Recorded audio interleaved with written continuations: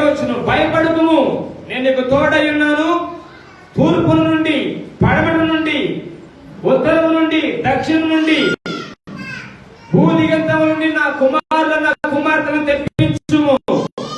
నా మహిమ నిమిత్తము నేను సృజించిన వారిని, నా నామం పెట్టబడిన వారందరినీ తెప్పించము. స్తోత్రం చెప్పండి. చేతుడి హల్లెలూయా, హల్లెలూయా. నా ప్రియ దేవుని జనాంగమా, ఈ ఉదయకాల సమయము నీవు నేను సంఘముగా, సమాజముగా ప్రార్థించడానికి, ప్రభుని ఘనపరచడానికి గల కారణం నీవు నేను కూడా ఎత్తబడే సంఘంగా ఉండాలని, ఆయన రాకడలో ఆయనతో కలిసి మధ్యాకాశములో ప్రభువుతో కలిసి దేవుని ఘనపరచాలని ఒక ఆశ కోరిక కలిగిన వారముగా ఈ ప్రాంగణం నందు చేరి ప్రార్థన చేస్తున్నాం. ఆ ఆశ లేకపోతే ఈ స్థలమందు చేయాల్సిన అవసరమే లేదండి. ఆ కోరిక లేకపోతే దేవుడు రాకడలో యుగయుగాలు ఆయనతో కలిసి జీవించాలన్న తపన, ఆరాటం లేకపోతే నీవు ఈ స్థలమందు ఉండడం వ్యర్థం. నువ్వు ఈ ప్రాంగణం నందు కూర్చోవడం వ్యర్థం. ఆయనతో యుగయుగాలు జీవించాలి, తరతరాలు దేవునితో కలిసి ఉండాలి, ఆయన మహిమను చాటాలి. కోటాను కోట్ల దూతలు, వేవేల కొద్ది పరివారము పరిశుద్ధుడు పరిశుద్ధుడు పరిశుద్ధుడు అన్నట్లుగా నేను కూడా దేవుని స్తుతించాలని ఆశనే. అలా కలిగిన వారే ఈ ప్రాంగణం ముందు కూర్చోడానికి అర్హులు. ఆమె చెప్పండి దగ్గరికి. హల్లెలూయా, హల్లెలూయా. ఇప్పుడు ప్రభు వారు అంటున్నాడు కదా, భూదిగంతముల నుండి నా కుమార్తెలను తెప్పించుము. నా నామ మహిమ నిమిత్తము వారిని తెప్పించండి. స్తోత్రం చెప్పండి. ఎవరిని తెప్పించాలట? భూదిగంతాల నుండి, తూర్పున, పడమరున, ఉత్తరమున, దక్షిణమున ఉన్న ప్రజలందరినీ కూడా దేవుని నామ మహిమార్థమై ఆయన సముఖానికి నడిపించాలని వాక్యం అంటుంది. స్తోత్రం చెప్పండి. ప్రభుత్వంగా అంటాడు కదా, భయపడకుని నీకు తోడై ఉన్నాను. తూర్పునున్న ప్రజలకట తన సంతానం రప్పించమని ఆజ్ఞాపిస్తున్నాడు. పడనున్న జనంగా సమకూర్చమని ఆజ్ఞాపిస్తున్నాడు. ఇదిగో ఉత్తరాన్న దాంతో బిగబట్టదు చెబుతున్నాడు. నలుదిక్కులకు దేవుడు ఆజ్ఞాపిస్తున్నాడు. ఏ దిక్కున్న ప్రజలైనా నా జనాంగాన్ని నా ఎదురు నడిపించమని ఆజ్ఞాపిస్తున్నాడు. స్తోత్రం చెప్పండి. హల్లెలూయా. నలుదిక్కుల జనాంగం ఆయన రాకడకు సిద్ధపడేవారుగా ఉండాలి. నలుదిక్కుల జనాంగం ఆయన మహిమార్థమే బ్రతకాలి. నలుదిక్కుల జనాంగం దేవుని వరకు సంతోషించాలి. ఈ యెషయా గ్రంథంలో నా నామ మహిమార్థమే వారు రప్పించండి అని మాట్లాడుతున్నాడు. కీర్తన గ్రంథంలో ఒక మాట మాట్లాడతాడు. 50వ కీర్తన 3-4 చరణాలు చూద్దాం ఒకసారి. కీర్తన 50వ కీర్తన 3-4 చరణాలు. మన దేవుడు వేం చేయుచున్నాడు, ఆయన మౌనముగా ఉండడు. ఆయన ముందర అగ్ని మండుచున్నది, ఆయన చుట్టూ ప్రచండ వాయువు విస్తరుచున్నది. ఆయన తన ప్రజలకు న్యాయం తీర్చుటకై బలి అర్పణ చేత నాతో నిబంధన చేసుకుని నా భక్తులను నా యొద్దకు సమకూర్చుడి. ఆమె చెప్పండి హల్లెలూయా. ఎవరిని సమకూర్చాలట? బలి అర్పణ చేత దేవుడితో నిబంధన చేసుకున్న వారిని సమకూర్చాలి. ఆమె చెప్తారా? యెషయా గ్రంథ ప్రవక్తేమో తూర్పున నుండి, ఉత్తరం నుండి, దక్షిణం నుండి, పడమర నుండి బెగబట్టొద్దు నా ప్రజలను, మీరు రప్పించి నా నామ మహిమార్థమై అంటూ మాట్లాడితే, కీర్తనగాడి ఆశాపేమో దేవుడు వేం చేర్చున్నాడు. ఆయన ముందర అగ్ని రథాలు ప్రయాణం చేస్తున్నాయి, ఆయన చుట్టూ ప్రచండ వాయువు ప్రయాణం చేస్తుంది కనుక బలి అర్పణ చేత నిబంధన చేసుకున్న వారు నా ఎదుగు సమకూర్చండి అని మాట్లాడతారు. ఆమేన్. హల్లెలూయా, హల్లెలూయా. యోహాను మత్తయి సువార్త 24వ అధ్యాయం 37వ వచనంలో మరొక మాట మాట్లాడతారు.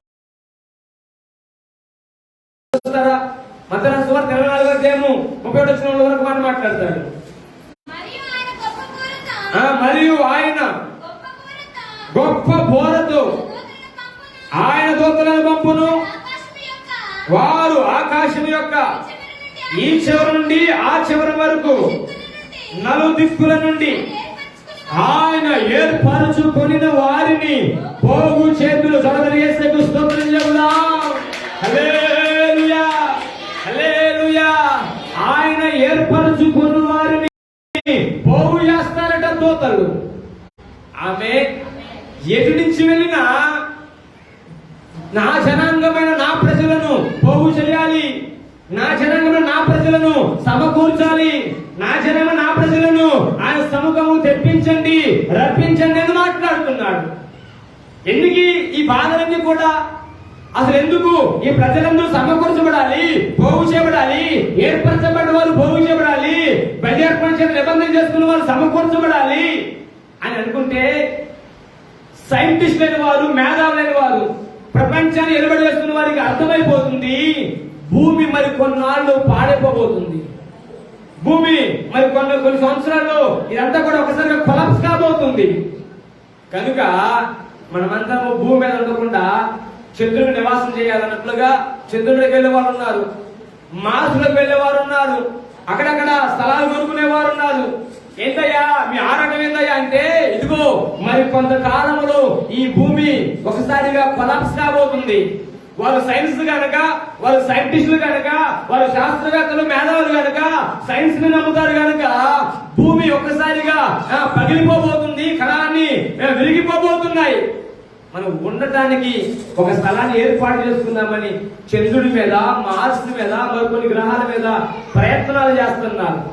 చాలా మంది సైంటిస్టులు అయితే ఈ భూమి మన తరంలోనే కొలాప్స్ కాబోతున్నట్టు మాట్లాడుతున్నారు.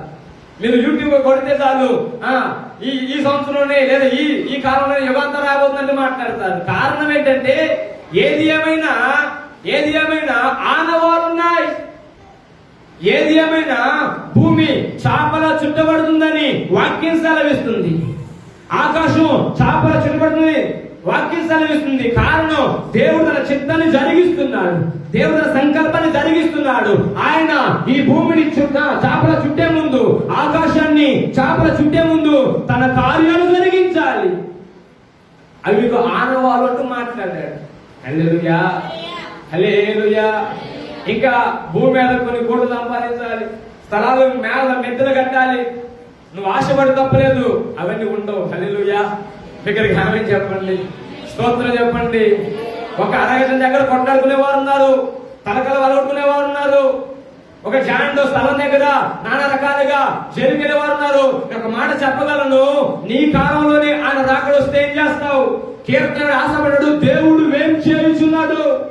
ఆయన ముందర అగ్ని నడుస్తుంది, ఆయన చుట్టూ ప్రచండ వాయువు బాహాటంగా ప్రయాణం చేస్తుంది. కనుక బల్యర్పణ చేత నాతో నిబంధన చేసుకుని వారిని సమకూర్చండి. ఆమె చెప్పండి. హల్లెలూయా. ఈ మాట అంతరార్థమంతా కూడా ఆయన త్వరగా రాబోతున్నాడు. సిద్ధపడ్డ సంఘాన్ని ఆయనతో కూడా తీసుకుపోబోతున్నాడు. స్తోత్రం చెప్తారా? హల్లెలూయా. యెషయా ప్రవక్త అంటాడు కదా, నా నామ మహిమార్థమై నా ప్రజలను సమకూర్చనట్టు ప్రభు మాట్లాడుతున్నారు. నీవు నేను క్రీస్తుని అంగీకరించినది, యేసు రక్తంలో కడగబడినది. ఎందుకంటే భూమి మీద బ్రతికినంత కాలం ఆయన మహిమ పరిస్థితి కొరకు. స్తోత్రం చెప్పండి.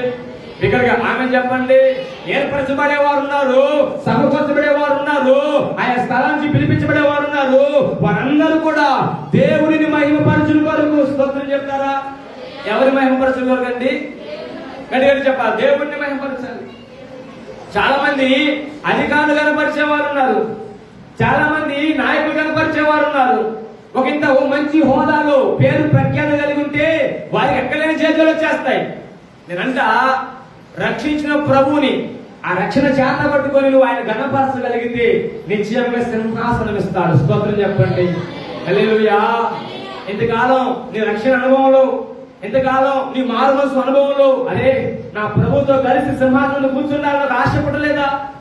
ఎంతకాలం నీ భక్తి పరిచర్యలో, ఎంతకాలం నీ ప్రార్థన జీవితంలో నా ప్రభు సింహాసనం ముందు కూర్చున్న వారికి కిరీటం ధరింపజేస్తారట, అది నేను కూడా పొందుకోవాలి అని ఆశ లేదా? ఇదిగో ఈ పగల ఆశ కలిగి నీవైతే నిశ్చయముగా ఆయన మహిమ కొరకు బ్రతుకుదువుగాక, ఆయన నామాన్ని గణపరచుదువుగాక, ఆయన నామానికి అవమాన పాలు కలగజేసే బిడ్డగా ఉండకుండా దేవునికి మహిమ తెచ్చే బిడ్డగా మనందరము మారుదువుగాక. ఆమేన్. హల్లెలూయా. ఇప్పుడు నలుదిక్కుల జనంలో ఎందుకు సమకూర్చబడుతున్నారంటే దేవుని మహిమపరచుని కొరకు, దేవుని నామాన్ని మహిమపరచుని కొరకు. ఎంతకాలం నుంచి ఎన్నిసార్లు దేవుని నామాన్ని మన నోటి ద్వారా, మన ప్రవర్తన ద్వారా అవమానపరచలేదు.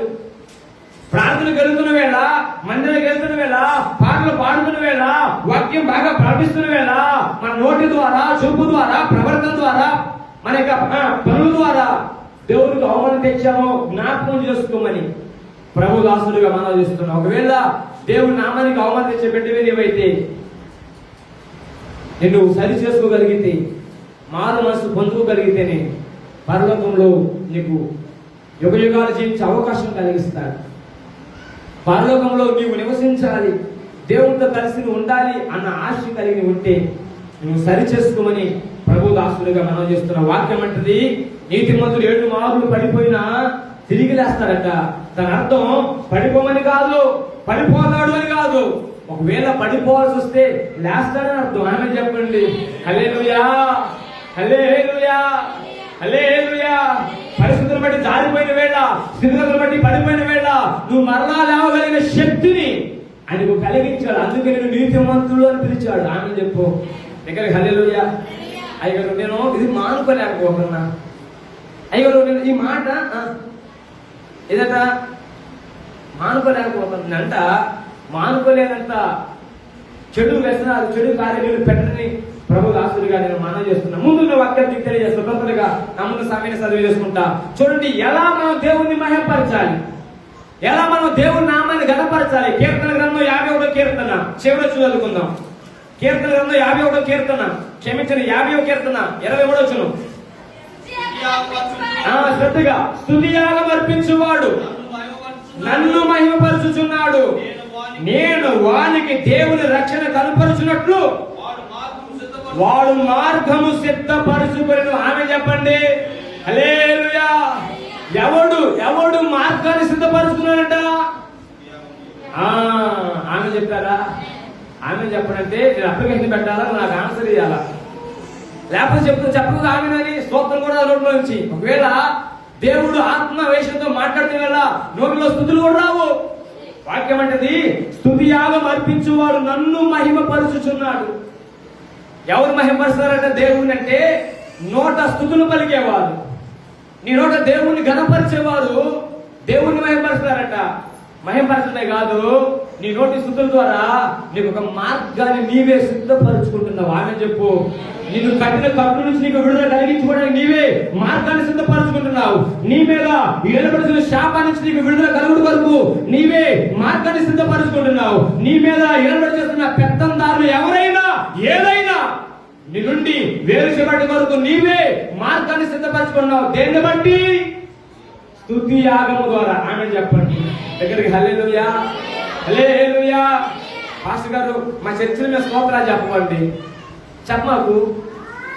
చెబితే నీలో ఉన్న కట్లు విడిపోతాయి, చెబితే నీ మీద పెత్తందారి చేస్తున్న అపవాది విడిపోతాడు.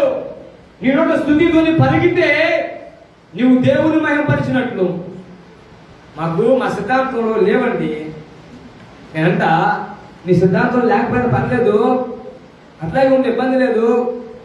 వాక్యం అంటది ఎవడు మార్గాన్ని సిద్ధపరచుకుంటాడు పరలోకానికి, ఎవడు మార్గాన్ని సిద్ధపరచుకుంటాడు అంటాడు కదా, నేను వానికి దేవుని రక్షణ కనుపరుచున్నట్లు.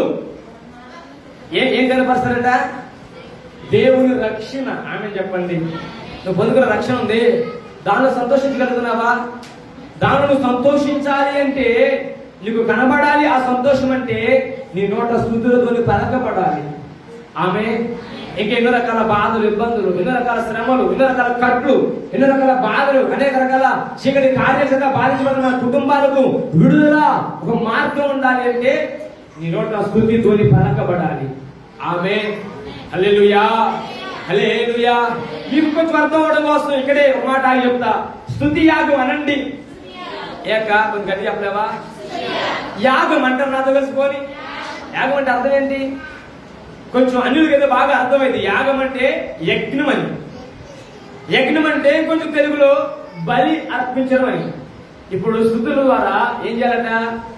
బలర్పించాలి. ఒక మాట బలర్పించాలంటే ఏం కావాలన్నా ఖచ్చితంగా బలి పశువు ఉండాల్సిందే, రక్తం చిందించాల్సిందే. ఖచ్చితంగా రక్తం చిందించబడితేనే ఆ బలి పశువు వధించబడినట్లు, ఆ బలి అర్పణ జరిగినట్లు. మరి ఇప్పుడేమో మనకు కొత్త నిబంధన సంఘం పాత నిబంధన కాలంలో మాత్రమే బలు పశువులు ఉన్నాయి, బలి అర్పించారు, రక్తం చిందించారు, యాగం అర్పించారు. ఇప్పుడు ఎలా స్తుతియాగం అర్పిస్తావు? అందుకే పేతురు రాసిన మొదటి పత్రిక 2వ అధ్యాయం వచ్చినట్టు కదా. పేతురు రాసిన మొదటి పత్రిక 2వ అధ్యాయం 5 వచ్చును చూడగలరా? చెప్పు నాన్న. మొదటి పేతురు రాసిన పత్రిక 2:5. యేసు క్రీస్తు ద్వారా దేవునికి అనుకూలములకు ఆత్మ సంబంధమైన బలులర్పించుటకు పరిశుద్ధ యాజకులుగా ఉండినట్లు మీరును సజీవమైన రాళ్ల వలె ఉండి ఆత్మ సంబంధమైన మందిరముగా కట్టబడుతున్నారు. యేసుకు స్తోత్రం చెబుదాం. హల్లెలూయా, హల్లెలూయా. ఇప్పుడు నీవు నేను ఎలా కట్టబడుతున్నామంటే ఆత్మ సంబంధమైన మందిరాలుగా కట్టబడుతున్నాం. ఆమె ఇప్పుడు ఆత్మ సంబంధమైన మందిరాలు ఏం చేస్తాయంటే స్తుతియాగం అర్పిస్తాయి.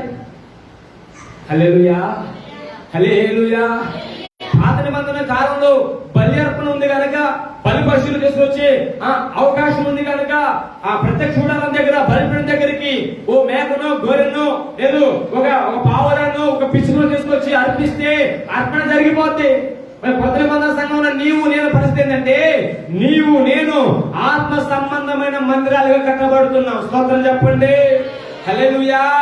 యేసు క్రీస్తు ద్వారా దేవునికి అనుకూలములకు ఆత్మ సంబంధమైన బలి అర్పించడం ద్వారా హల్లెలూయా, హల్లెలూయా. ఏ బలి అర్పించాలి? ఆత్మ సంబంధమైన బలి అనండి. నాకు నాడక తిరగదు అయ్యగారు, నువ్వు ఇంకో మాట చెప్పు అంటావా? చెప్పు. ఆత్మ సంబంధమైన బలి. దేవుడిని దీవించును గాక. ఏంటి అర్థం? నీలో పరిశుద్ధాత్ముడు ప్రవేశించిన తర్వాత నీకు కలిగే శ్రమలున్నాయే, నీకు కలిగే శోధనలున్నాయే, నీకు కలిగే ఆటంకాలున్నాయే, వాటి విషయంలో ఒకటి జయించాలి, 2 సహించాలి. అదే ఆత్మ సంబంధమైన బలి. ఆమె చెప్పండి ఇక్కడికి. హల్లెలూయా. మత ప్రకటిస్తా తెలియజేస్తా. క్రైస్తవుడిగా, క్రీస్తు దాసుడిగా, క్రీస్తు దాసురాలిగా, లేదు యేసు రక్తంలో కడబడిన బిడ్డగా నువ్వు మారిన తర్వాత నీకు కలుగుతున్న ఆపదలను బట్టి, శ్రమలను బట్టి, మానవులను బట్టి, నిందలను బట్టి, అవమానాలను బట్టి నీకు వస్తున్న శోధనలో ఒకటి జయించే బిడ్డగా ఉండాలి, లేదా సహించే బిడ్డగా ఉండాలి. ఆమె ఇదే ఆత్మ సంబంధమైన బలి. ఇది ఎంత భయంకరం తెలుసండి. భరించే వారికి అర్థమైంది, సహించే వారికి అర్థమైంది, దాన్ని అనుభవించే వారికి అర్థమైంది. ఇది ఆత్మ సంబంధం బలి అంటే. మనకెప్పుడు అలాంటి లేవు కదా, భరించడం లేవు, సహించడం లేవు, మాటకి మాట తోడాలు వెళ్ళిపోతాయి. హల్లెలూయా. నువ్వు క్రైస్తవుడైనా క్రైస్తవుడు కాకపోయినా అంతే మాట్లాడతారు, క్రైస్తవులు అంతే మాట్లాడతారు. మాటకు మాట ఎక్కడింది తోడాలు దిగిపోవాల్సిందే. హల్లెలూయా. భర్తతో భార్య, భార్యతో భర్త, ఇద్దరు మీద ప్రార్థన పరులే. ఎట్లా ఉంటుంది సార్? నువ్వెంత అంటే అక్క వందనాలు. వాక్యం అంటది భర్తలారా మీ భార్యను ప్రేమించమని చెప్పింది, భార్యలారా మీ భర్తలను ప్రేమించడం కాదు లోపడమని చెప్పింది. హల్లెలూయా. ప్రేమించండి. నువ్వు ప్రేమించే ప్రేమించగనా? లోబడు. ఆమె చెప్పు ఎట్లా తెలుసా? ఏంది పాపం ఏనా 2 పిల్లగాలు ఉంటారుగా, మరి ఎందుకు చేయి బాధలన్నీ అని చెప్పేసి నాకు ఒక మాట అంటే అనుకున్నది. హల్లెలూయా. నేనంట నువ్వు భరించే బిడ్డవి, సహించే బిడ్డవైతే నువ్వు స్తుతి యాగం అర్పిస్తున్నావని అర్థం. ఆమె చెప్పు. హల్లెలూయా. స్తుతి యాగం అంటే ఒక యజ్ఞం జరగాలి, ఒక బలి జరగాలి. ఆ బలి నీ నోట స్తుతులు పలకడం ద్వారా మాత్రమే కాదు, నీ నోట కోటి స్తోత్రం డాడీ అంటే సరిపోలా. హల్లెలూయా అను కోటి స్తోత్రం చెప్పినవా? పాటలో ఒక మాట పదం పలికిను. ఏమని? కోటి స్తోత్రం చెప్పినంత మాత్రం కోటి స్తోత్రాలు కావు కదా. కోటి స్తోత్రాలు చెప్పాలని 3 రోజులు పట్టింది. స్తోత్రం అనుకుంటూ పోతే కోటి చెప్పుకోవచ్చేమో, కానీ ఒక 3 రోజులు పట్టింది. కానీ నువ్వేమంటావు తెలివిగా ఆడ కోటి స్తోత్రం. అసలు ఇంకా వాము నువ్వే కోటి స్తోత్రం చెప్పినట్లుగా నేనే స్తుతి యాగం అర్పించా, దేవుడికి వచ్చేసి అన్నట్లుగా ఆరాధన చేస్తావు. ఆమె చెప్పు. నేనంట ఆత్మ సంబంధమైన బలి జరగాలి. హల్లెలూయా, హల్లెలూయా. నీ మీద మాటలు పడుతున్న వేళ, నీ మీద బండలు పడుతున్న వేళ, నీ మీద దేవుని బిడ్డగా ఉన్నందుకు, రక్షణ పొందుకున్నందుకు, క్రీస్తు దాసురాయి ఉన్నందుకు నీ మీదకి వస్తున్న శోధనలు జయించినట్లుగా, సహించినట్లుగా నీవు ఉండగలిగితే నువ్వు ఆత్మ సంబంధం బలి చేసినట్లు. ఆమేన్ చెప్పు. హల్లెలూయా, హల్లెలూయా. బయలుదేరి వెళ్ళిపోతూ ఉంటారు, దారిలో కొంతమంది అన్నీ ఉంటారు, ఎన్నో రకాలుగా మాటలు చెప్తారు, ఎన్నో రకాలుగా మాటలు అంటారు. మేము ఇక్కడికి వచ్చిన కొత్తలో నేను అనుభవించలేదు, కానీ మా తల్లిదండ్రులు అనుభవించినప్పుడు నాకు మాతో చెప్పుకున్నారు, చెప్పి ఏడ్చిన రోజులు ఉన్నాయి. మరి ఇంత పరిచయం చేయడం ఎందుకమ్మా అంటే, అయ్యా దేవుడు పిలిచాడు, పరిచయకి వెళ్ళాలి. వారు తాగబోతులు 100 రకాలు అంటారు అనుకొని ఎన్ని రకాల బాధ అనుభవించారో మేము అనుభవించకపోయినా మాతో చెబుతున్నప్పుడు ఇట్లా ఉంటుందా ఆత్మ సంబంధమైన బలి స్తుతియాగం అంటే అనిపించేది. భయపెట్టుకుంటే బతకడికండి, చదువుకున్నవారు కాదా, ఉద్యోగాలు ఎదురువారు కాదా. మా నాన్నగారు గవర్నమెంట్ ఎంప్లాయీ. హల్లెలూయా. ఈనాటికి అప్పుడప్పుడు మా నాన్న కూర్చునే ఉంటాం, నువ్వు ఎందుకు వదిలేసిన ఉద్యోగాన్ని, మాకు డబ్బులే లేవు అంటూ మాట్లాడతాం. ఆయన ఏంటంటే స్తుతియాగం అర్పించాడు. కొన్ని సహించాలి, కొన్ని భరించాలి, దేవునికి స్తుతియాగం అర్పించాడు. హల్లెలూయా. ఆత్మ సంబంధం బలి చేశాడు. ఎన్నో రకాల మాటల మధ్య, నిందల మధ్య, అవమానాల మధ్య నిలబడితే దేవుడు నిలబెట్టాడు. స్తోత్రం చెప్పండి. ఈరోజు నీవు నేను ఎంత హ్యాపీగా ఈ మందిరంలో కూర్చున్నామంటే అది దైవజనుల యొక్క స్తుతియాగం. నీకు అర్థం కాకపోతే మాట చెప్తా. ఈ మధ్య ఫోన్ లో బాగా హల్చల్ చేస్తా ఉంటాయి. ఈ మధ్య ఒక తల్లి గారు అడుగుంటది, ఒక తల్లి అడుగున్నది, రైల్వే స్టేషన్ అడుగుంటే ఒక బాబా గారు వెళ్తా ఇగో యేసు దేవుడు కాదు చెప్పు, నీకు 100 రూపాయలు ఇస్తా అని అడుక్కునే ఒక తల్లితో అంటాడు.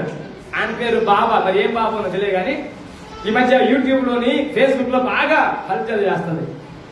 ఆమె అనేది కదా, ఏంటి నువ్వు 100 రూపాయలు ఇవ్వని బాధలా, నేను మాత్రం ఆ మాట. ఎవరు అడుక్కునే తల్లి అండి. ఒక 10 రూపాయలు దొరికితే చాలు అని సంతోషపడే ఆమె.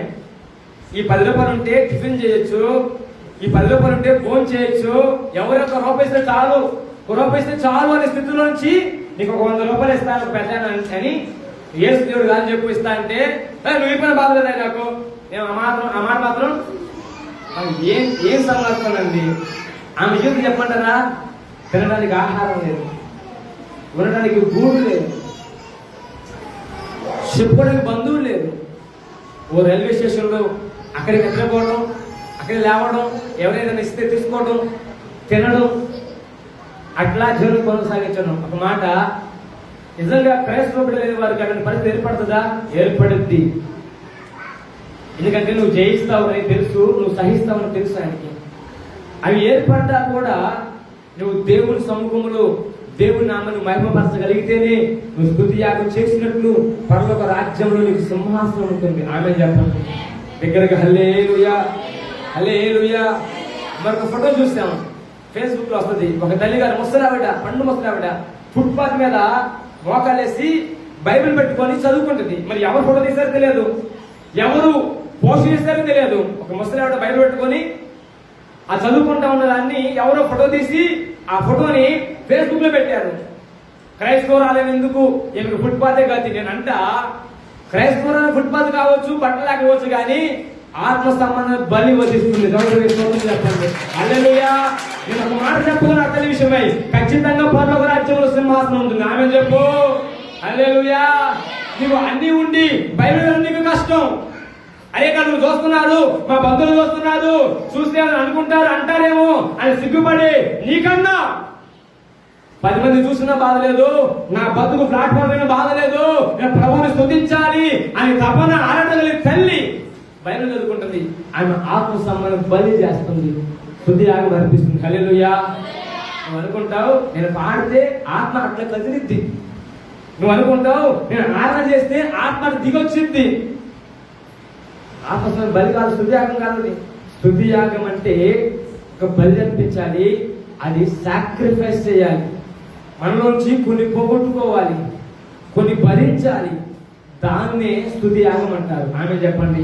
ఇప్పుడు నా ప్రభు ఎవరిని ఏర్పరచుకుంటున్నాడయ్యా అంటే, నా ప్రభు ఎవరిని సమకూరుస్తున్నాడయ్యా అంటే, నా ప్రభు స్తుతియాగం అర్పించు వారిని ఏర్పాటు చేసుకుంటున్నాడు. స్తోత్రం చెప్పండి దగ్గరగా. హల్లెలూయా, హల్లెలూయా, హల్లెలూయా.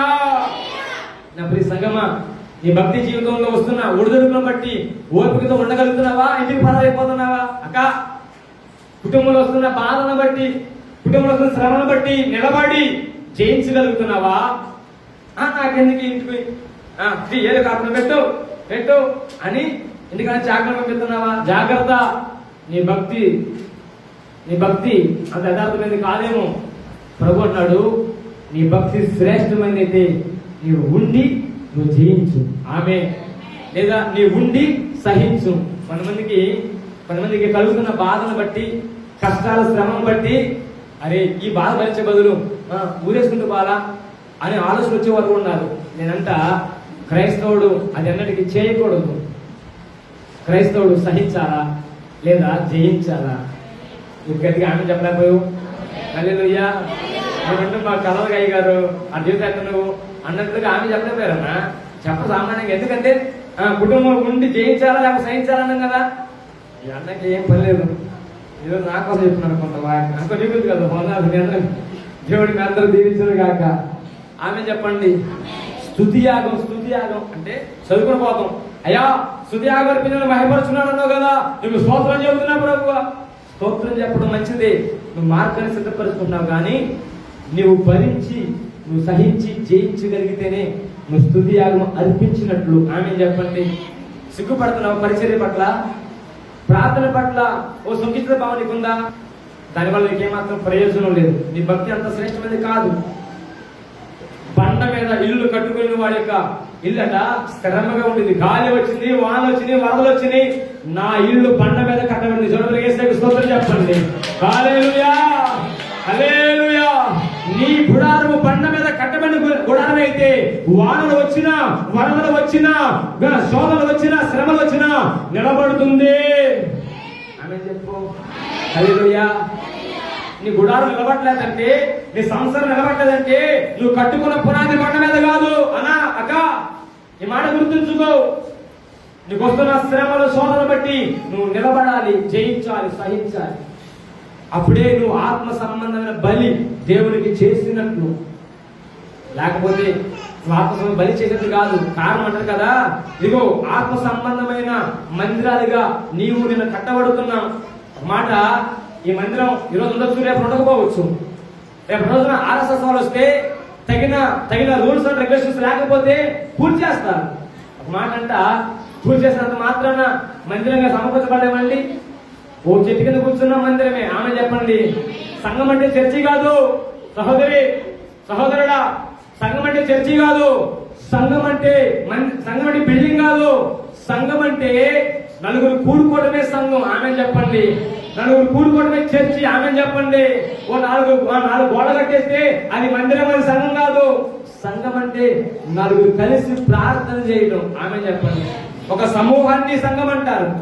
హల్లెలూయా, హల్లెలూయా. అయ్యగారు మా చర్చి కదా, అయ్యగారు మా కోసం ప్రార్థన చేయండి. ఎంతమంది సంఘం ఉన్నారమ్మా? అయ్యా 30 మంది ఉన్నాం. అంతా శ్రేష్టమైంది ఏంటండి, చెట్టు కింద కూర్చొని ప్రార్థన చేసిన నా దేవుడు దిగి వస్తాడు. ఆమె చెప్పు. రాడన్న. సముద్రం అడుగునా పోయిండు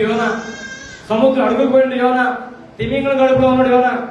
అయ్యా నేను పాతాళ ముందు ఉన్నా ప్రభువా అంటే, నువ్వు భయపడమాకూడకా అని తీసుకెళ్ళి నినివేలో పడేసిండు. ఆమె చెప్పు. నేనంట నువ్వు ఏ స్థలం ముందుండి ప్రార్థన చేసినా నీ యొద్దకు దిగిరాగలవాడు నీ ప్రకటించేసయ్యా. ఆమె చెప్పు. హల్లెలూయా. ఒకటి, దేవుని మహిమపరచడం ఎలా అంటే స్తుతియాగం అర్పించడం ద్వారా. స్తుతియాగం ఎలా చేయాలంటే నీకు వస్తున్న శోధనలో, కష్టాలలో, బాధలలో, ఇరుకులలో, ఇబ్బందులలో జయిస్తూ సహిస్తూ ఆ నామ మహిమార్థం బ్రతకడమే స్తుతియాగం. ఆమె చెప్పండి. హల్లెలూయా. మరొక మాట చెప్పి నా మాట ఊహించేస్తా. 4 మాటలు సిద్ధపడ్డా, నాకు సమయం కూడా అయిపోయింది కనుక ఒక మాట మీకు జ్ఞాపకం చేస్తా. కొరింథీ రాసిన మొదటి పత్రిక 6వ అధ్యాయం. కొరింథీ రాసిన మొదటి పత్రిక 6వ అధ్యాయం 19-20 చదువుకుందాం. శ్రద్ధగా. మీ దేహము దేవుని వలన మీలో ఉన్న పరిశుద్ధాత్మకు ఆలయమై ఉన్నదని మీరు ఎరుగదా? మీరు మీ సొత్తు కాదు, విలువ పెట్టి కొనబడిన వారు కనుక మీ దేహముతో దేవునిని మహిమపరచుడి. ఆమె చెప్పండి దగ్గర హల్లెలూయా. దేంతో దేవుని మహిమపరచాలంట? దేహంతో అనండి. ఒకటి స్తుతి యాగం ద్వారా దేవుని మహిమపరుస్తాం. రెండు, నీ దేహం ద్వారా దేవుని మహిమపరచాలి. వాక్యం అంటది మీ దేహము దేవుని వలన మీకు అనుగ్రహింపబడి మీలో ఉన్న పరిశుద్ధాత్మకు ఆలయమై ఉన్నదని మీరు ఎరుగురా. ఈరోజు వాగ్దానం అదేనండి మనకు. చూసారు ఎంతమంది వాగ్దానం? Praise the lord. మీ దేహము దేవుని వలన పరిశుద్ధాత్మ వలన మీకు అనుగ్రహింపబడింది అని చెప్పిరా. Praise the Lord. హల్లెలూయా. చేతుల దగ్గరగా హల్లెలూయా హల్లెలూయా. వాక్యం అనేది మీ దేహము వలన దేవునితో నువ్వు మహింపరచాలి. మనకున్న దౌర్భాగ్యం ఏంటంటే, అయ్యగారు నేను ఆత్మలో ప్రభువుని సంతోషిస్తానయ్యా, ఆత్మతో ప్రార్థన చేస్తానయ్యా, నా దేహం దేవుంది. నా ప్రభు అంటాడు, మీరు మీ సొత్తు కాదు, విలువ పెట్టి కొనబడిన వారు. చాలా మంది మన దేహాలు పాడు చేసుకునే వాళ్ళు ఉన్నారండి, కోసుకునే వాళ్ళు ఉన్నారు, నా దేహం నా ఇష్టం అనుకునే వాళ్ళు ఉన్నారు, మూర్ఖులుగా ఉన్నవారు, దేహాలను పాడు చేసుకునే వాళ్ళు ఉన్నారు. కానీ నీ దేహంతో దేవుని నువ్వు పరిశుద్ధపరచాలి, మహింపరచాలి. నీ దేహంతో దేవుని మహింపరచాలి. Praise the Lord. హల్లెలూయా. ఆ దేహం దేవుని దగ్గర ఆత్మ ఎప్పుడు కూడా రెడీగా ఉంటుంది, ఎప్పుడు స్తోత్రాలు చెబుతూ ఉంటుంది, ప్రార్థన చేసిద్ది. పౌలు భక్తులను మార్చుకొని, ఇగో మీ అంతరంగ పురుషుడు దినదినము అభివృద్ధి కావాలి, బాహ్య పురుషుడు కృషించినా పర్లేదు. ఆమె ఉన్నారని చాలా మంది వాళ్ళకి వచ్చిన వాక్యం పట్టుకోవడం, ఆ వాక్యాన్ని స్థిరపరచుకోవడం, ఆ వాక్యం ద్వారా ముందుకు కొనసాగడం. నేనంట ఆ వాక్యాన్ని స్థిరపరచుకుంటే వాక్యం అనేది నువ్వు దేహంతో దేవుని మహిమపరచాలి. మీరు మీ సొత్తు కాదు, విలువ పెట్టి కొనబడిన వాడు. Praise the Lord. దేవుడు అంటాడు, నా స్వరక్తమిచ్చి సంపాదించుకున్న సంఘం అని రాస్తారు అపొస్తలుల కార్యముల్లో. ఎంత సంపాదించాడా నిన్ను? ఆయన స్వరక్తమిచ్చి సంపాదించాడు. ఆమె మీకు అర్థం అవడం కోసం ఒక మాట చెప్తా, తెలియజేస్తా. నోవాహు అంటారా? నోవాహుకు దేవుడు అంటాడు, బాయ్ వాడది కట్టినో కానీ కీలిపోయారా అన్నాడు. అయ్యా పోస్తానయ్యా అంటే లోపల ఒక్కటే పోయమన్నాడా? లోపల బయట పోయమన్నాడా? లోపల వెలుపల పోయమన్నాడు. ఒక మాట, లోపల పోస్తే సరిపోదండి, లోపల నీళ్ళు వస్తాయా? లోపల కీలు పూస్తాడు కనుక ఎట్లాగూ నీళ్ళు రావు. కానీ ప్రభు అంటే నోవాహుతో, ఇదిగో నువ్వు వాడు నిర్మిస్తున్నావు, నైపుణ్యం గల వారిని పెట్టుకొని లోపల వెలుపల కీలు పూయవలను. ఆమె చెప్పండి హల్లెలూయా. లోపల ఒకటి పూసుకొని సరిపోదా? లేదు బయట ఒకటి పూసుకొని సరిపోదా? లేదు. ఇప్పుడు లోపల బయట నువ్వు కీలు పూస్తేనే నువ్వు అందరి మీద అరారాతు కొండమే ఉంటావు, నువ్వు కాపాడబడతావు. హల్లెలూయా హల్లెలూయా. మరొక మాట నోవాహు అన్నాం కాబట్టి మీకు జ్ఞాపకం చేసి ముందుకు వెళ్తా. ఆమె చెప్పండి, నోవాహు కృప పొందిన వాడు, అవునా కాదా? ఆ మాట రాశారా లేదా? ఇప్పుడు ఏంటంటే ఆయన పొందుకున్న కృప, నిజంగా కృప పొందుకున్న వాడైతే దేవుడు ఏమనాలి? బాయ్ నోవాహు, నీకేం బాధ, ప్రపంచం అంతా కొట్టుకుపోతున్నా, నిన్ను కాపాడే బాధ్యత నాది అని చెప్పాలా. అది కృప అంటే, అవునా కాదా? ప్రభు అంటాడు, నువ్వు కాపాడబడాలంటే నువ్వు ఓడ కట్టుకో. హల్లెలూయా. ఇదేం కృప అండి? నా మాట అర్థమవుతున్నాయి? అయ్యారు దేవుని కృప వల్ల నాకు 3 లక్షలు లోన్ వచ్చింది. ఎదురా దేవుని కృప వల్ల లోన్ రాలేదు బాబు. ఇప్పుడు నీతిమంతుడికి ఏం రావాలి? మరి నీతిమంతుడు నోవాహుకి ఏం రావాలా? నోవాహు నీతిమంతుడు, నోవాహు కృప పొందుకున్న వాడు వాక్యమే ప్రకటిస్తుంది. మరి కృప పొందుకున్న వాడు కనుక దేవుడు ఏమని చెప్పాలా? అరే ప్రపంచమంతా కొట్టుకోదు కానీ నిన్ను కాబట్టి బాధ్యత నాది అని చెప్పాలి కదా. అది చెప్పట్లా. బాయ్ నీకు ప్రపంచం అంతా కొట్టుకోబోతుంది, నువ్వు మరి కాపాడబడాలంటే మరి ఇల్లు వాడగట్టుకో. స్తోత్రం చెప్పండి. ఆయనట లెబానోను వృక్షాలు కొట్టుకోవాలట, డాగరం నాను కొట్టుకోవాలట, కీలు పోయాలట, మేకులు దిగొట్టుకోవాలట, తన కుమార్తెలు పని చేసుకోవాలట. మీకు కృప పొందుకోవడం ఏంటండి? ఆమె హల్లెలూయా.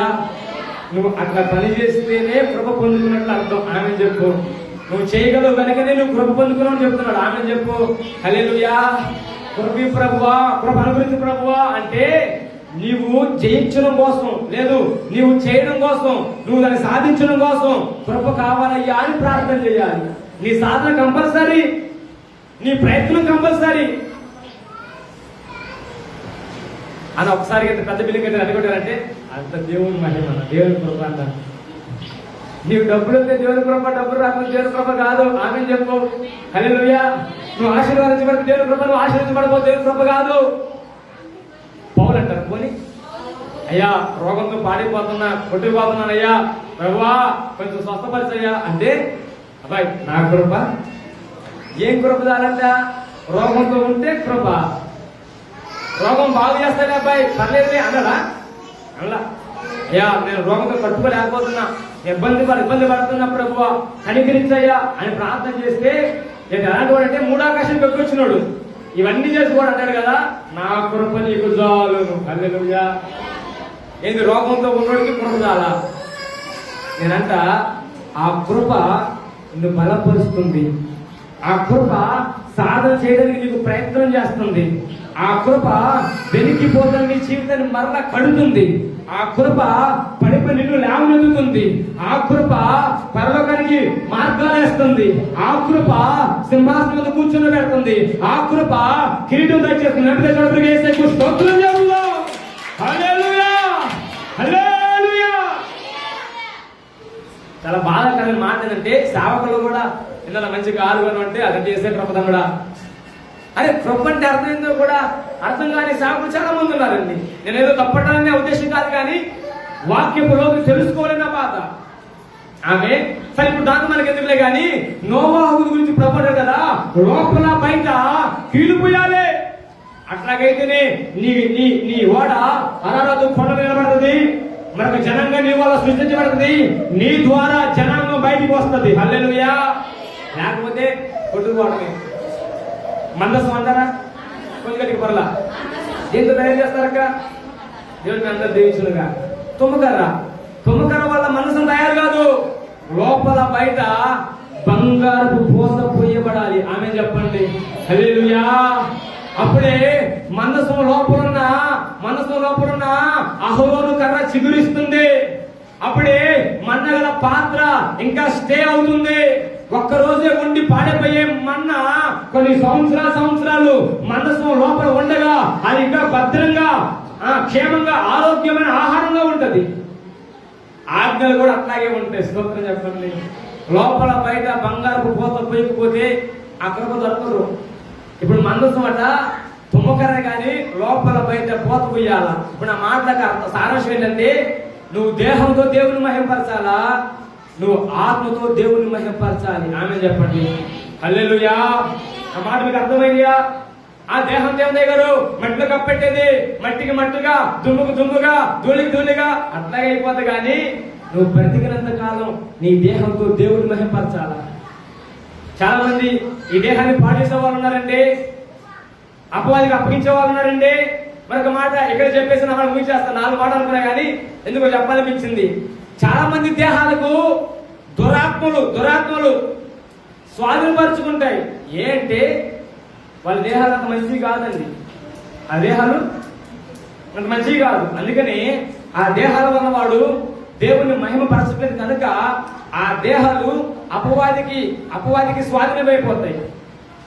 ఈలోపు అపవాది ఆ దేహాన్ని స్వాధీనపరచుకుంటాడు. నిన్ను వదిలే హల్లెలూయా.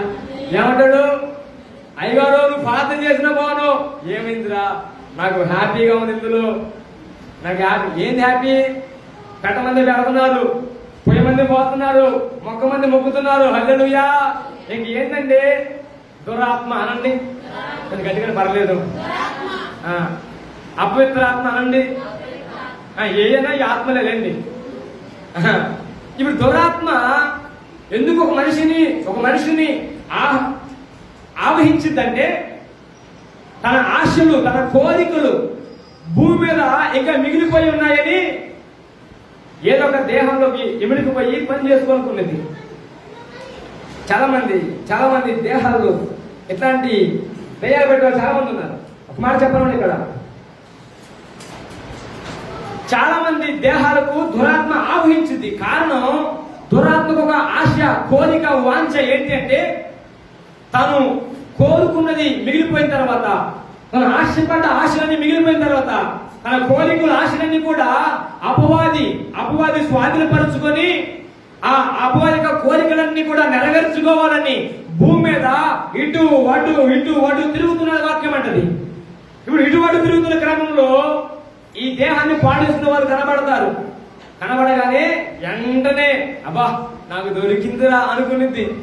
ఇప్పుడు ఒక ఉదాహరణకు అర్థం అవడం కోసం దాని కోరిక మందు తాగాలనుద్దండి. ఏంటది? చెప్పండి, మందు తాగాలనుద్ది. ఇప్పుడు ఆత్మ తాగిద్దన్నా? బాటిల్ పట్టుకోగలిగిద్దా? చూసిద్ది కానీ దానికి కనబడుద్ది కానీ నోట్లోకి పోదు. ఇప్పుడు దాని కోరిక ఎలా తీర్చుకోవాలా? దాని వాంఛ ఎలా తీర్చుకోవాలా? దాని కోరిక వాంఛ తీర్చుకోవడం కోసం ఒక దేహం కావాలి. ఆమె ఇక చూడుతుంది, అన్ని దేహాలు చూస్తుంటే కొన్ని దేహాలు పరిశుద్ధంగా కనబడ్డాయి. ఆ దేహాలకు వెళ్ళకపోతే కారణం ఏంటంటే ఆ దేహాల మీద పరిశుద్ధాత్మ ఉన్నాడని పరదోషం చెబుతుంది. మీలో ఉన్న పరిశుద్ధాత్మకు ఆలయమైనది మీరు ఎరగరా? కొన్ని దేహాలు పరిశుద్ధాత్మతో నింపబడ్డాయండి, కొన్ని దేహాలు నింపబడాల. అంటే దేహాలన్నింటినీ పట్టి చూసుకుంటాయి. ఇక దీనికి తాగాలనుకున్నప్పుడల్లా ఆ దేహానికి వెళ్ళిపోగానే ఇప్పుడు ఆ దేహాలు ఇమిడుకుపోయి ఇక దాని కోరిక వాంఛ ఈ దగ్గర జోగులు ఉంటాయి. అవన్నీ కూడా ఖర్చు పెట్టిస్తాయి, స్నేహితులతో పిలిపిస్తాయి, అందరితో ఖర్చు పెట్టేస్తాయి. వీడిని ఏ కాడికి అదొకటి పాలయ్యేలాగా తాగుబోతం చేసేస్తాయి. మనం అంటాం, అయ్యగారు మన దగ్గర బాగుందండి, ఏమైంది అర్థం కాల, వీడు పచ్చి తాగుపోతాడు అంటారు లేదా? అర్థం లేదాక చాలాసార్లు అని ఉంటాను. స్తోత్రం చెప్పు, హల్లెలూయా. మంచిగా ఉంటారు, ఉన్నంతసేపు బాగుంటారు, అనుకోకుండానే అకస్మాత్తుగా త్రాగుబోతులుగా మారారు. కారణం దేహంతో దేవుణ్ణి మహిమపరచలేదు కనుక ఆ దేహము దురాత్మ స్వాధీనపరుచుకొని వాళ్ళు త్రాగుబోతుని చేసేస్తుంది. ఎప్పుడు పోతుందంటే స్తుతియాగం అర్పించడం ద్వారా కట్టని తెగిపోతే ఆటోమేటిక్ అదే పోతుంది. హల్లెలూయా. పరిశుద్ధాత్మ లోనకు వస్తే దురాత్మ బయటికి పోతుంది. ఆమె చెప్పు, హల్లెలూయా. ఇక దాని ఆశ తీరేంత వరకు, దాని కోరిక తీరేంత వరకు, వాడిని అదో పాదన దొక్కేంత వరకు కూడా లోనికి బయటికి పోదు. అయ్యగారు వెళ్ళి ప్రార్థించినకు, అయ్యగారు ప్రార్థన చేయమాకు, నేను పోను. వచ్చరు నేను చాలా అనుభవించాను, మీకేం తెలుసు. దయ్యం పట్టిందంటే ఆవిడ దొరలో ఉరుకుతారు. హల్లెలూయా. మందిరం ఉడికి గాలి పట్టి కొట్టుకుంటున్నారు. అడిపడు వీరితో వచ్చిందేమో. నేనంట, నువ్వు పరిశుద్ధాత్మ నీలో ఉంటే నీ ఎన్నటికి రాదు. రైతులాడు ప్రయత్నం చేసిందండి, నిన్ను 100 సార్లు ప్రయత్నం చేసింది, పాడు చేయాలని 1,00,000 సార్లు ప్రయత్నం చేసింది. 24 గంటలు రేయం పగలు పని చేస్తూ ఉంది. నీవు ఇంకా దురాత్మ స్వాధీనం లేవు కనుక నువ్వు మంచిగా అన్నావు. అంటే ఎందుకు చెప్పానంటే త్రాగుడు గురించి చెప్పి అర్థమవుతుంది. త్రాగుడు ఆత్మ, వ్యభిచారపు ఆత్మ వాక్యం చెప్పింది. ఇవన్నీ కూడా దురాత్మలు. సైన్స్ చెప్పింది ఓసిడి అని, లేకపోతే మరొకటి చెప్పింది. కానీ బైబిల్ అంటది కదా, వ్యభిచారపు ఆత్మ పట్టిన వాళ్ళు ఉంటారు, ఆ వ్యభిచారంతో అట్లాగే ఉంటారు. ధనం ఆశ కలిగిన వాళ్ళు ఉన్నారు, వారికి ఏ కాడికి ధనాశే పేరాశేగా. ఉదాహరణగా జక్కయ్య పొట్టివాడే జక్కయ్య ధనాశపరుడు, సొంకపు గొప్పదారుడు, తన ఓమంతలో ధనాశే తీక్కునేవాడు. లేదయ్యా దండం పెడతాను కూడా ఒప్పుకునేవాడు కాదండి.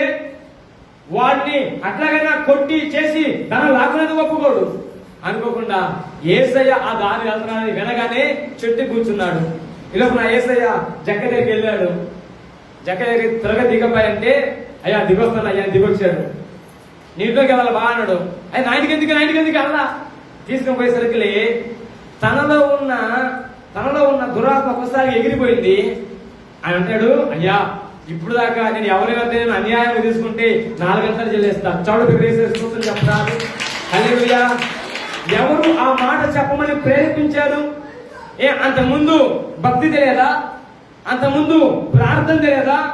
అంతకుముందు సొంకపు గొప్పదారుడుగా ఉండి దేవుడు మహిమాతో బ్రతికినవాడు కాదా? యేసయ్య ఎంటర్ అయ్యాడండి. స్తోత్రం చెప్పు. పరిశుద్ధాత్మ ఎంటర్ అయింది. ఆమె చెప్పు. పరిశుద్ధాత్మ ఎంటర్ అయితే దురాత్మ ఒకసారి వెళ్ళిపోద్ది. ఒకసారి ధనాశ అంతా పోయింది, 400 చెల్లిస్తా అని చెప్పాడు. ఆమె హల్లెలూయా, హల్లెలూయా. వ్యభిచారంలో పడబడిన స్త్రీ ఒకసారిగా దొరికింది. ప్రభువును తీసుకొచ్చారు, రాత పట్టాలనుకున్నారు. ఆమెలో ఉన్న ఆ దురాశ అంతా వెళ్ళిపోయింది. హ్యాపీగా బ్రతికింది, సమరయ స్త్రీ వ్యభిచారమే ఆమెకు వృత్తి. ప్రభువు వచ్చాడు, యాకోబు బాధ కలిశాడు. మా నా దగ్గర మంచి నీళ్ళు ఉన్నాయి, జలజాలు ఉన్నట్టు ఇయ్యా అంది. నేను ఇచ్చే నీళ్ళు నువ్వు తాగలేవు, నీ భర్త తెలుసునా చెప్పింది. ప్రభు ఆమెతో మాట్లాడుతుండగానే ఆమెలోనికి పరిశుద్ధాత్మ సంచరించాడు. ఊళ్ళోకి వెళ్ళింది, సువార్త చెప్పింది, ఊరంతా పోవేసింది. స్తోత్రం చెప్పు, హల్లెలూయా హల్లెలూయా. ఇట్లా చెప్పుకుని చాలా మాటలు ఉన్నాయి. నీ దేహంతో దేవుని నువ్వు మహిమపరచాలి. నువ్వు దేహంతో నువ్వు దేవుని మహిమపరచకపోతే, నీ దేహాన్ని నువ్వు పరిశుద్ధపరచుకోకపోతే, నీ దేహాన్ని అపవాది స్వాధీనపరుచుకుంటాడు. తిండిపోతే ఆత్మ ఉంటుందండి. చాలా మంది తినేదానికన్నా ఎక్కువ తింటారు, చాలా మంది తినేదానికన్నా ఎక్కువ తింటారు, తాగేదాన్ని ఎక్కువ తాగుతూ ఉంటారు. ఒకటి గుర్తుంచుకో, వీళ్ళు తినేదానికి ఎక్కువ తిన్నారంటే వీళ్ళకి దూరింది అనుకోవాలి. ఆమె చెప్పు ఒప్పుకోరుగా. అయ్యో నా భోజనం ఒకటి వదిలేలే, మీద చెప్పు, ఆమె చెప్పు. హల్లెలూయా. నీ దేహానికి సరిపడంత తినన్నా. ఈ మధ్య ఒక చర్చి దగ్గరికి వెళ్ళి అమ్మగారు క్షేమ పడేది. అయ్యారు ఉన్నప్పుడే తినాలి, లేనప్పుడు ఉపవాసం ఉండాలా అంటుంది. తినన్నా అమ్మ నాకు అటువంటి అలవాటు లేదమ్మా, నువ్వు అయ్యగారు కాదు చెప్పిన కాదు, మా ఆయనకి వచ్చినప్పుడు కూడా అంతే తింటాడు ఆయన. ఇదే సొంతని పెట్టినా తింటే ఉంటాడు, ఏంద్రో నాలుగు పెట్టి తింటాం అనుకుంటావు, నువ్వు చేయబెట్టి అనుకుంటా అన్న. అవునుగా ఇక్కడ మరి మనకి ఎప్పుడు ఉండదు కదా, ఉన్నప్పుడు తినాలా లేకపోతే ఉపవాసం ఉండాలా అంది. అట్లా కదక్క మరి మీ అలవాటు అంటే ఏమన్నా అలవాటు అంటే కాదు, నాకున్నా ఎంత తింటా లేకపోతే తింటా. స్తోత్రం చెప్పండి, హల్లెలూయా. కొంతమందికి తిండిపోతే ఆత్మ కూడా అట్లాగే పనిచేస్తుంది. ఎక్కువగా మితముగా ఎక్కువగా తాగినా కూడా అంతే. ఇదిగో ప్రభు వాక్యమనేది నీ దేహంతో దేవుణ్ణి నువ్వు మహిమపరచాలి. నువ్వు నీ సొత్తు కాదు, విలువ పెట్టి కొనబడినవాడు. నీలో ఉన్న పరిశుద్ధాత్మ నిన్ను ఆలయంగా మారుస్తుంది. నిన్ను పరిశుద్ధాత్మ నిన్ను పరిశుద్ధ మందిరంగా కడుతుంది. నువ్వు ఎవరిని నువ్వు ఆహ్వానించాలంటే, పరిశుద్ధాత్ముడా నాలోకి రండయ్యా నువ్వు ఆహ్వానించాలి. పరిశుద్ధాత్ముడా నా దేహాన్ని పరిశుద్ధపరిచే ప్రార్థన చేయాలి. నువ్వు ఎప్పుడైతే పరిశుద్ధాత్మను ఆహ్వానపరుస్తావో నువ్వు ఒక ఆలయముగా కట్టబడతావు. స్తోత్రం చెప్పు, సజీవమైన రాళ్లగా మందిరముగా ఆలయముగా కట్టబడతావు. అప్పుడే నువ్వు దేవుణ్ణి మహిమపరిచినట్లు, నువ్వు పోగు చేయబడ్డట్లు. ప్రైజ్ ది లార్డ్, హల్లెలూయా. వారిని మీకు జ్ఞాపకం చేసి ముగించేస్తా. 10 మంది కుష్ఠరోగులు అని చెప్పండి, చెప్పర్లా. ఇంటికెళ్తా చదువు లోక 17:17 ఈ మాటలు. 10 మంది కుష్ఠరోగులు యేసుప్రభు వారికి వచ్చారు. అయ్యా కనికరం చూపయ్యా అన్నారు. దూరంలో నిలబడ్డారట. కుష్ఠరోగులకి ఇళ్లలో గృహాల్లో అవకాశం లేదు కదా, ఊరి బయట ఎక్కడ వచ్చేవాళ్ళు. ఎవడో వెళ్ళి దాన ధర్మంగా దూరంగా ఉండి ఆహారం పెడితే తినేవాళ్ళు, బతికేవాళ్ళు. ఈ 10 మంది కుష్ఠరోగులు కూడా ఊరి బయట ఉన్నారు. ప్రభువారు వచ్చాడు ఇంటికి గడిలేకని చెప్పేసి తొందరగా ప్రభు ఎందుకు వచ్చేసారు. అయ్యా కనికరపడయ్యా అని సాష్టాంగ నమస్కారం చేశారు. 10 మంది కుష్ఠరోగులే. అందులో 9 మంది యూదులు, ఒక్కడు మాత్రమే అన్యుడు. అందరూ కలిసి సాష్టాంగ నమస్కారం పెడితే కనికరపడ్డ ప్రభు అంటారు కదా, మీరు వెళ్ళి మీ దేహాలను యాజకుడికి కనుపరుచుకోనండి అని చెప్పాడు. ప్రభు చెప్పాడు మాట. ఆ దినాల్లో యాజకుడే కుష్ఠరోగాన్ని కనిపెట్టేది, ఊరు వైపు పెట్టేది యాజకుడే. వైద్యుడు యాజకుడే, యాజకుడే. హల్లెలూయా. ఇక ఈ కుష్ఠరోగి ఒకసారిగా ప్రభువారు యాజకుడు కనపరచుకోమంటే, ఏమో మా దేహంలో ఉన్న కుష్ఠం ఈ కుష్ఠరోగం కాదేమో అని యాజకుడు కనపరచుకోవాలని అడుగు వేస్తూ ముందుకెళ్ళారు. కొందరు వెళ్ళగానే వారి దేహాలన్నీ కూడా కుష్ఠరోగం పోయి వారి దేహాలు మంచిగా కనబడుతున్నాయి. వారు సరిచేసుకున్నారు. అరే మేము శుద్ధులైపోయాం అనుకున్నారు, మేము బాగుపడ్డాం అనుకున్న వారందరూ త్వరగా ఆ 9 మంది అడి వెళ్ళిపోయారు. ఒక్కడు మాత్రమే ప్రభు దగ్గరికి వచ్చి ప్రభువా అని సాష్టాంగ నమస్కారం చేసి వందన చేశాడు. వందన చేస్తే ప్రభు అన్నాడు, మిగిలిన ఆ 9 ఎక్కడా? వాడు శుద్ధులు కాలేదా అంటే, ఈ అన్యుడట సమరుడు అంటాడు కదా, అయ్యా అందరూ శుద్ధులయ్యామయ్యా, నేను స్వస్థ పొందుకున్నా అయ్యా, స్వస్థ పొందుకున్న నేను నువ్వు మహిమపరచడం కోసం వచ్చానయ్యా. స్తోత్రం చెప్పండి, హల్లెలూయా హల్లెలూయా. మా చెప్తా, నా దేవునికి దేహానికి స్వస్థత కలిగించిన, నీ కుటుంబానికి స్వస్థత కలిగించిన, నీ జీవితానికి స్వస్థత కలిగించిన, స్వస్థత పొందుకున్న నీవు దేవుణ్ణి మహిమపరచాలి. స్వస్థత పొందుకున్న నీవు దేవుణ్ణి మహిమపరచాలి. వాళ్ళు యూదులే, ప్రార్థన పరులే, దేవుని మందిరానికి వెళ్ళేవాళ్ళే, కానీ దేవుని దగ్గర రాలేకపోయారు. స్వస్థత పొందుకున్నారు, అటు వెళ్ళిపోయారు. కానీ అల్లుడైన సమరుడు మాత్రమే స్వస్థత పొందుకొని దేవుడిని మహిమపరచడం కోసం దేవుడికి మరలా వచ్చాడు. స్తోత్రం చెప్పండి. హల్లెలూయా, హల్లెలూయా. ఈ పగటి కాలమైన ప్రియ సంగమా, నువ్వు ఎలా దేవుని మహిమపరచాలంటే స్తుతి యాగంతో దేవుని మహిమపరచాలి. నువ్వు ఎలా దేవుని మహిమపరచాలంటే నీ దేహముతో దేవుని మహిమపరచాలి. నువ్వు ఎలా దేవుని మహిమపరచాలంటే నువ్వు స్వస్థత ద్వారా దేవుని మహిమపరచాలి. ఆమేన్ చెప్పండి దగ్గరికి. హల్లెలూయా, హల్లెలూయా. నేను ఇప్పుడు పోతే మరొక మాట ఉంది కానీ మనం చేస్తున్నా. వాక్యం అంటది ఏర్పరచుకున్న వారు పోగు చేయబడుతున్నారు, బల్లేర్పణ చేత నిబంధన చేసుకున్న వారు సమకూర్చబడుతున్నారు. తూర్పున నుండి, ఉత్తరము నుండి, పడమర నుండి, దక్షిణ నుండి బిగింపవద్దని దేవుడు ఆజ్ఞాపించగా సమకూర్చబడుతున్న వారు, పోగు చేయబడుతున్న వారందరూ కూడా ఆయన అక్కడ సిద్ధపడుతున్నారు. వారు ఎలా ఉండాలి అంటే దేవుణ్ణి మహిమపరిచే వారుగా ఉండాలి. ఎందుకంటే నా నామ నిమిత్తము నేను సృజించుకున్న నా జనాంగమని ప్రభు మాట్లాడుతున్నారు. సహోదరి సహోదరుడా, నీ భక్తి, ప్రార్థన, విశ్వాస జీవితంలో దేవుని మహిమపరిచే బిడ్డగానే ఉన్నావా? ఎత్తబడే సంఘంగా నీవు ఉండాలి అంటే, విడువబడే సంఘాన్ని ఉండకూడదు అంటే, స్తుతియాగం అర్పించే విషయంలో నువ్వు ప్రథముడుగానే ఉండాలి. నీ దేహముతో దేవుణ్ణి మహిమపరిచే విషయంలో నువ్వు ప్రథముడుగా ఉండాలి. స్వస్థ పొందుకున్న నీవు, కార్యం పొందుకున్న నీవు, కార్యం చూసిన నీవు దేవుని ఎందుకు వచ్చి దేవుని మహిమపరిచే బిడ్డగానే ఉండాలి. దేవుడు ఈ మాటలు దీవించి ఆశీర్వాదించును గాక. తలవంచుకున్న ప్రార్థన చేద్దాం. మన వాటిని మోకరేసి చిన్న ప్రార్థన. నా ప్రియ సంగమా, సహోదరి సహోదరుడా, ఈ ఉదయకాల సమయము నీవు నేను అన్న మాటలు బట్టి దేవుడితో చిన్న ప్రార్థన చేద్దాం. వాక్యం అంటది తూర్పునకు ఆజ్ఞాపిస్తున్నాడు, పడమరకు ఆజ్ఞాపిస్తున్నాడు.